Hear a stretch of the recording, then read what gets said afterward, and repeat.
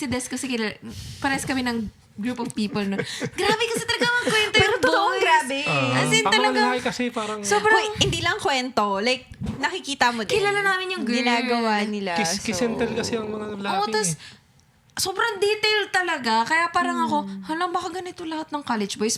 Kaya pag feeling ko nagiging serious na, ayoko na. Yung mga lalaki talaga tayo, mga lalaki, baboy tayo eh. No? Aminado naman Kasalanan ako. nyo. Kasalanan niyo to. Kaya madami kaming mga baggages eh. So, hindi ako nagkaroon ng, aside from yun ngayon, from high school, hindi ako nagkaroon ng official boyfriend in college. So, on to you.